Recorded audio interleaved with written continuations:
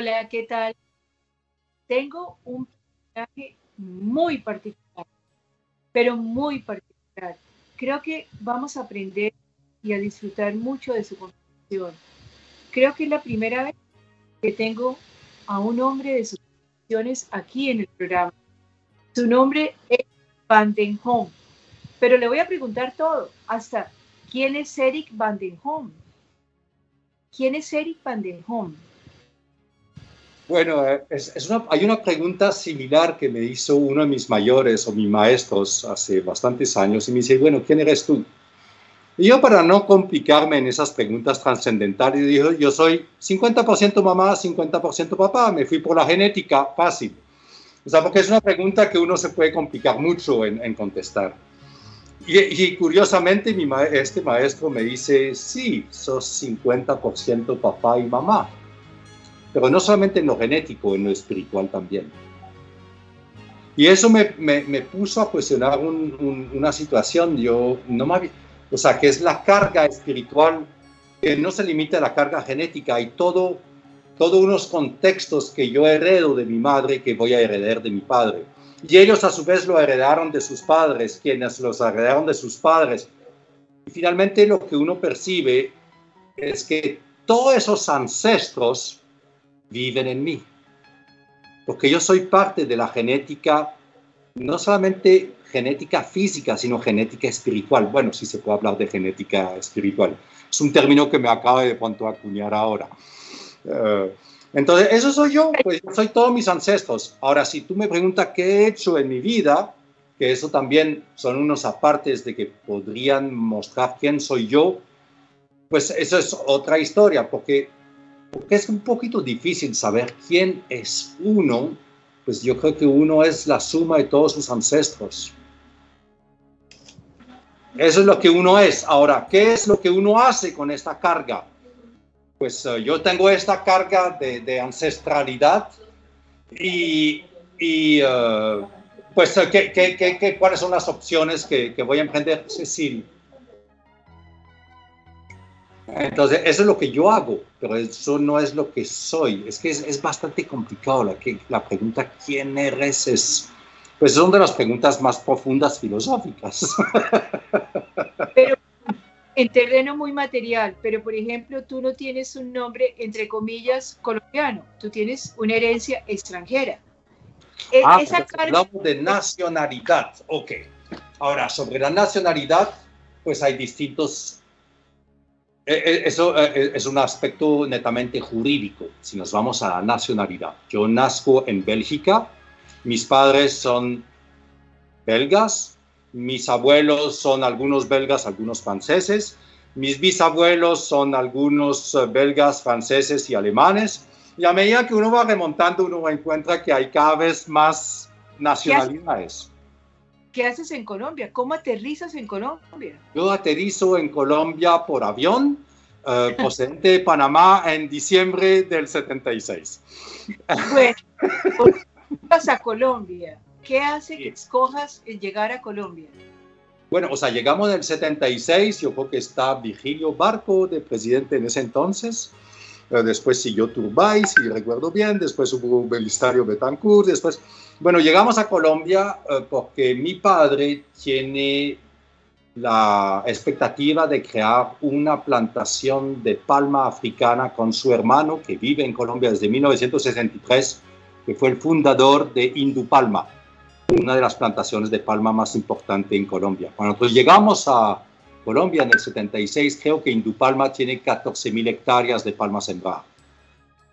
Y mi tío es gerente de la plantación. No es propietario, no es accionista, es simplemente gerente. Y ambos, pues mi tío y mi padre, tenían la expectativa de crear su propia plantación.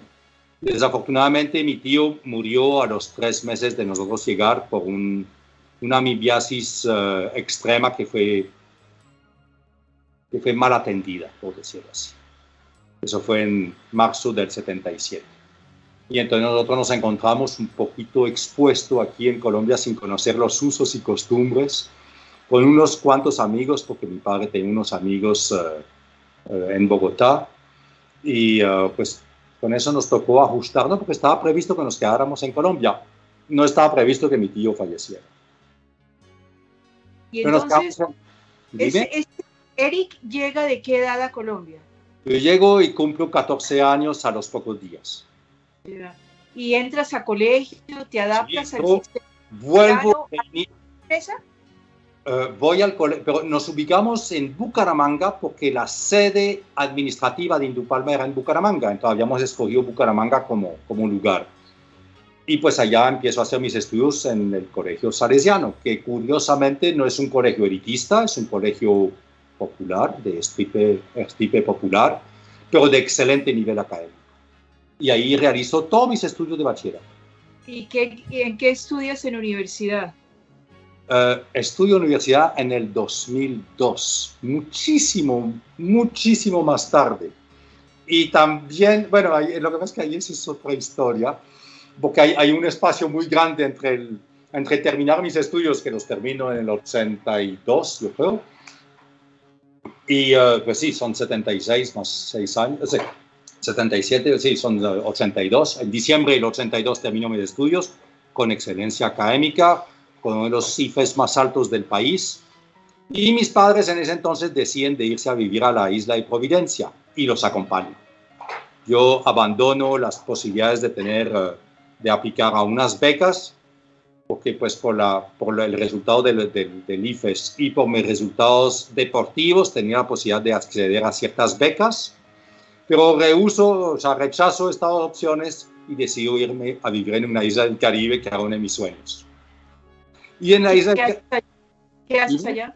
¿Qué haces allá? Uy, allá tengo varias actividades. La primera actividad es que empecé a trabajar buceando en apnea para sacar pescado, langostas, caracoles, cangrejos, o sea, distintos productos del mar. Y durante 2 años, prácticamente acompañaba a los isleños a esta faena y buceaba y sacábamos pescado, sacábamos los filetes y se vendían. Esa fue mi primera actividad en la isla. Después trabajé en construcción como obrero raso. También empecé a trabajar como representante comercial de distintas casas matrices colombianas para la isla de San Andrés y Providencia, con mucho éxito. Y después con mis padres decidimos, en un terreno que habíamos adquirido en Providencia, construir un hotel de pequeñas cabañas, que en ese entonces se llamó Thalassa, y que tuvo mucho éxito.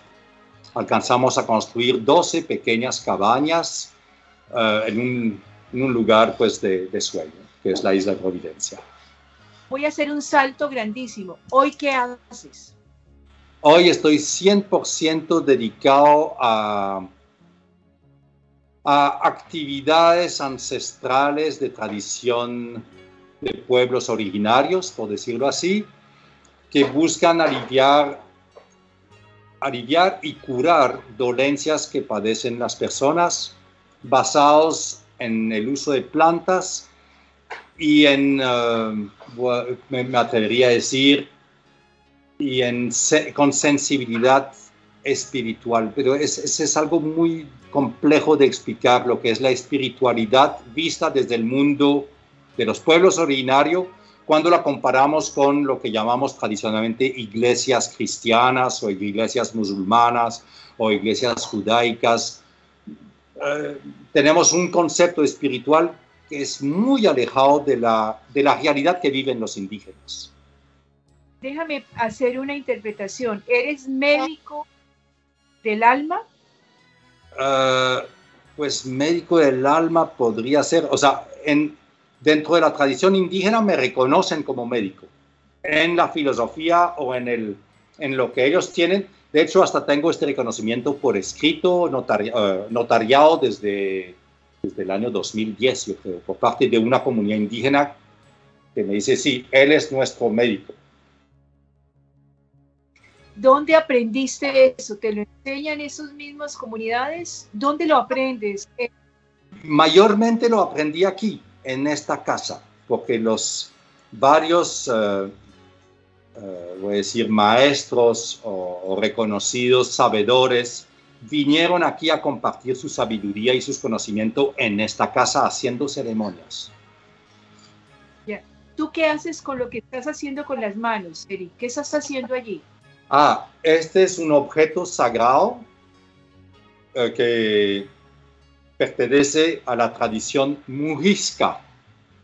Los mujiscas son del altiplano cundiboyacense y santanderes. Ahí está su origen. Este objeto se llama damburo o poporo. Los hay de distintas formas. Les voy a mostrar otro que tengo también aquí.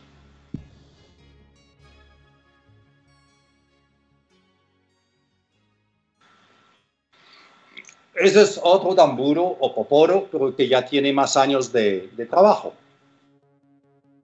¿Y qué se hace con esto? ¿Qué significa? Bueno, primero les voy a hablar de la parte física para que sea más fácil de entender. En lo físico, aquí es un calabazo de madera, que es hueco. En mi boca yo pongo hojas de coca ligeramente tostadas. Y del otro lado de la boca yo pongo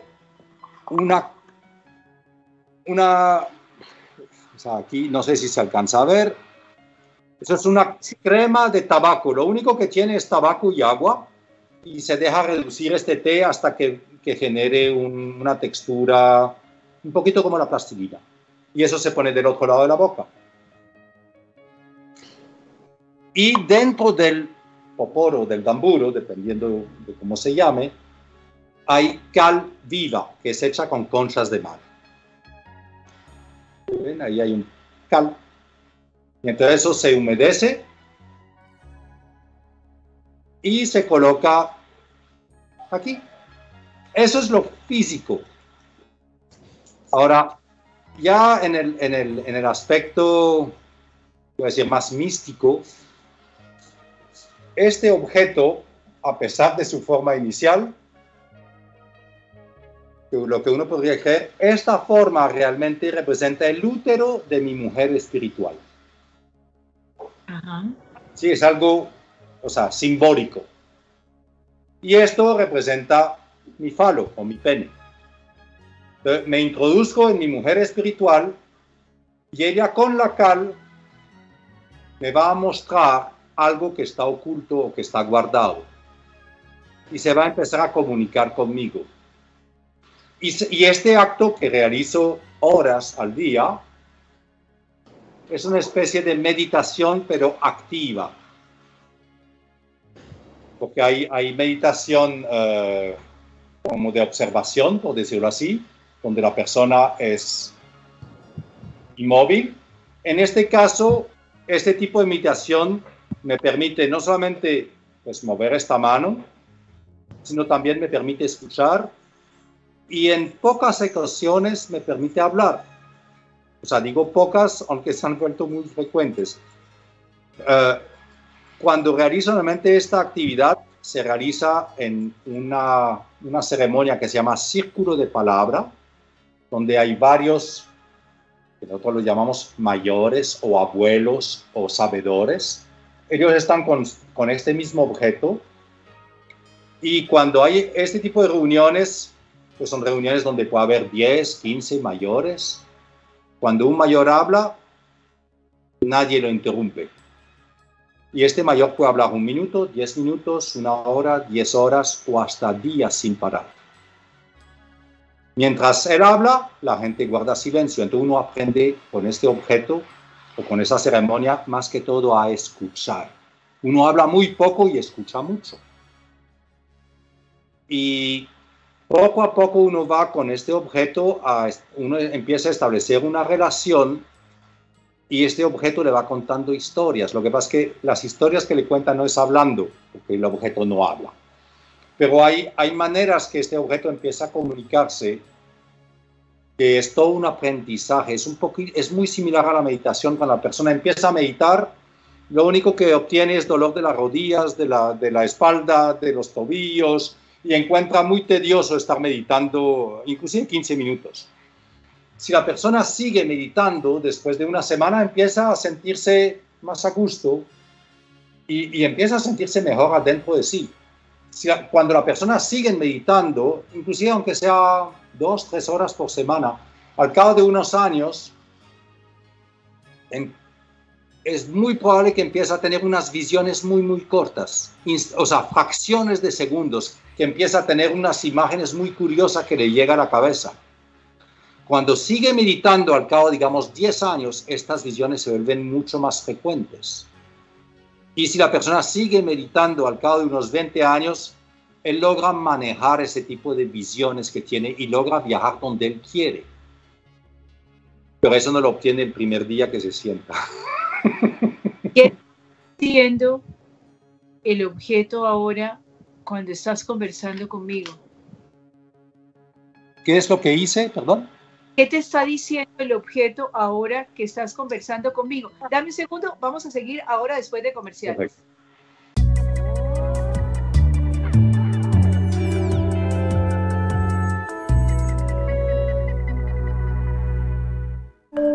El Parque Pacífico ya tiene listos sus diseños de obra y así da inicio al proceso licitatorio para la construcción de un espacio que rendirá tributo a todas las expresiones del litoral.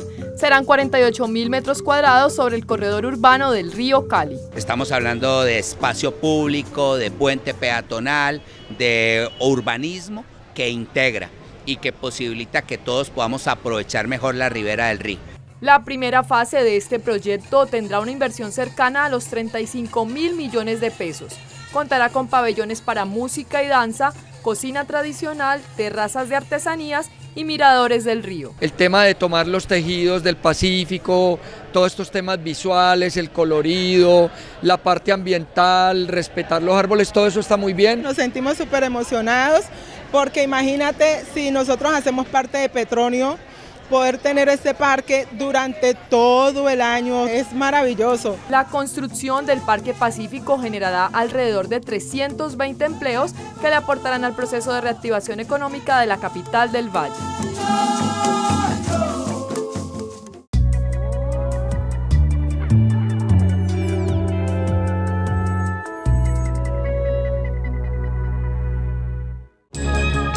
Te preguntaba, ¿qué te está diciendo el objeto? ¿Cuál es el lenguaje que te está transmitiendo en este momento? Una parte del aprendizaje de estar en relación con este objeto es que uno tiene que averiguar cómo es que el objeto se comunica. Y los maestros no te lo dicen. Tú tienes que descubrirlo. Entonces, observando, yo puedo observar que el color cambia.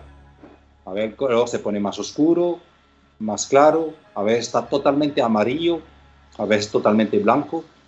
La forma va cambiando también. Hay momentos inclusive que se desmorona, hay pedazos que caen del objeto, porque ha sido construido de manera errónea. Ahora, cuando estoy colocando la cal sobre el objeto, hay un sonido, es que es un sonido muy, muy tenue, que realiza. Entonces, todo eso uno lo observa y uno se percata que pueden ser una de las manifestaciones ya físicas de comunicación. Y hay otras manifestaciones, pero que ya son más internas, son cosas que yo percibo, que yo pienso, que recibo como un ensueño. Con esa técnica también me puedo obtener un tipo de borrachera, o sea, de estado de conciencias que se ven que se ven cambiados. ¿Alterados de conciencia? Sí, pero alterar tiene una connotación negativa. Yeah. Y realmente, o sea, por ejemplo, cuando tomo alcohol, se me altera la conciencia, pero yo percibo eso como una situación poco apropiada, o sea, no me permite pensar con claridad. En cambio, con esos métodos, la conciencia, lo que yo he podido percibir es que llego a unos estados donde puedo sintonizar otras frecuencias de información. Como por ejemplo... Es como, por ejemplo, tener un radio y cambiar de sintonía. O sea, estamos acostumbrados a siempre escuchar la misma frecuencia radial, y de pronto, a través de un mecanismo especial, empiezo a ver que hay más emisoras y que todas tienen una información extremadamente valiosa. Ahora, las informaciones que uno puede recibir o percibir demandan un entrenamiento con este objeto bastante largo. Me atrevo a decir que es como una meditación. Yo apenas tengo 8 años de estar con este objeto. Todavía no puedo decir que he llegado a unos estados plenos de conciencia, como lo hacen ciertos maestros. Ellos cogen este objeto y pueden ir donde quieren, así como lo hacen los grandes lamas o los grandes monjes tibetanos que entran en meditación tan profunda que se pueden desplazar donde ellos quieren, no solamente en la Tierra, sino en el universo. O sea, tienen estados de conciencia que pueden sintonizar unas frecuencias que nosotros desconocemos totalmente. Eric, ¿qué te dice esto qué te dice del mundo? ¿Dónde vamos? ¿Qué le está pasando a la humanidad? Bueno, ahí sí hay, no es solamente este objeto, a través de otras ceremonias que practico con mucha frecuencia, he recibido muchas informaciones, también por la formación profesional y mis actividades empresariales, la formación que recibí, pues me permiten tener cierta visión sobre el mundo actual y sobre los posibles desenlaces que podría generar en el futuro. Pero ya es una deducción más bien lógica, no es una deducción, voy a decir, espiritual solamente. Hay una mezcla de los dos. ¿En el mundo actual hay lógica? ¿Dónde está la lógica del mundo actual, Eric? No, hay una lógica enorme, que nosotros no lo entendemos, es otra cosa. O sea, pero hay una lógica avasallante en lo que está pasando. Explícamela, explícanosla.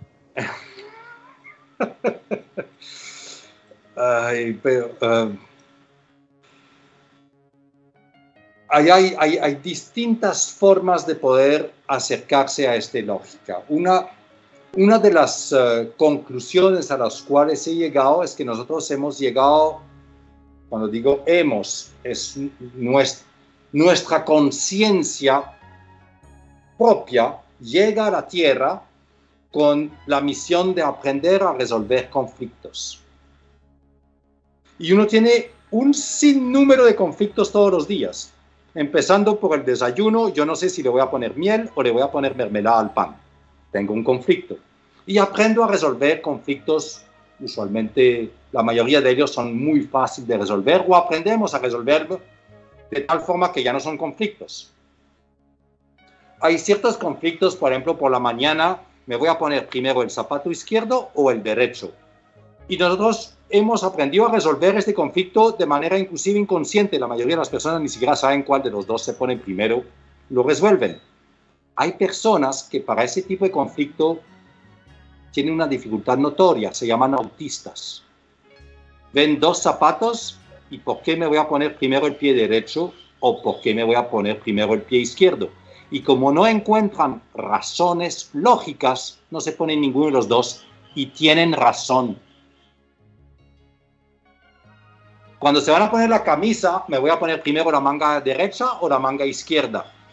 Y no hay razón para poner primero la una que la otra, y por lo tanto no se ponen ninguna. Lo más increíble es que ellos tienen razón. Nosotros hemos resuelto el problema de este conflicto sin usar la razón. Lo hacemos de pronto con el corazón o como sentimos, pero ahí no le aplicamos razón.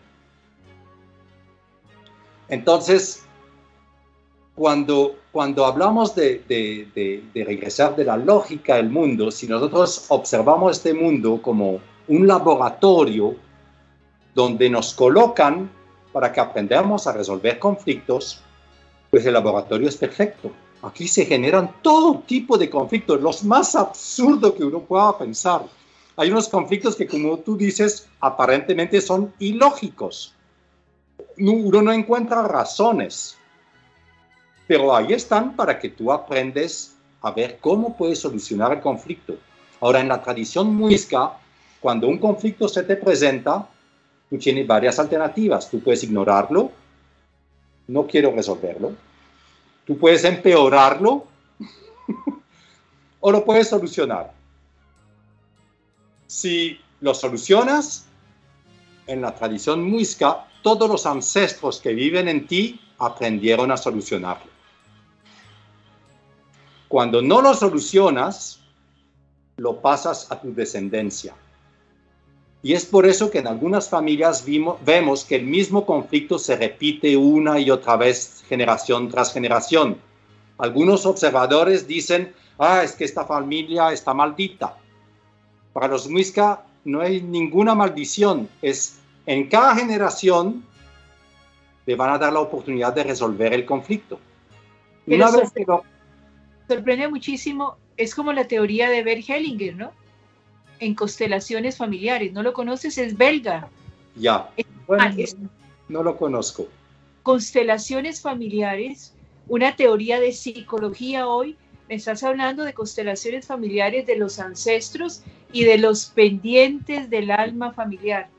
Ahora, la diferencia del acercamiento muisca con las constelaciones familiares, que muy poco conozco, es que nosotros no hablamos con los ancestros. Yeah. No los despertamos ni buscamos interrumpir el proceso que están llevando en este momento.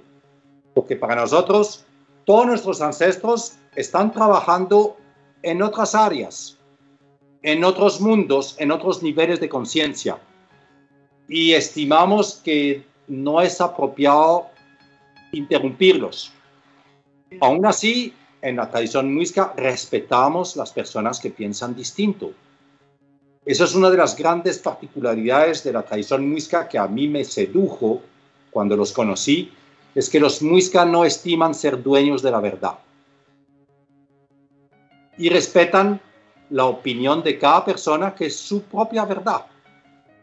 Cuando yo observo eso, yo digo, esta gente está más allá de la verdad. Primera vez que me encuentro con un grupo de personas que no están mostrando una gran bandera diciendo, esa es la verdadera bandera y los otros están equivocados. Los muiscas no tienen esta posición. Ellos observan y respetan los puntos de vista ajenos y respetan la verdad de cada cual. Bueno, entonces venimos a la vida en este mundo primero a manejar conflictos. ¿Qué más le sigue a la humanidad? ¿Cómo será el futuro?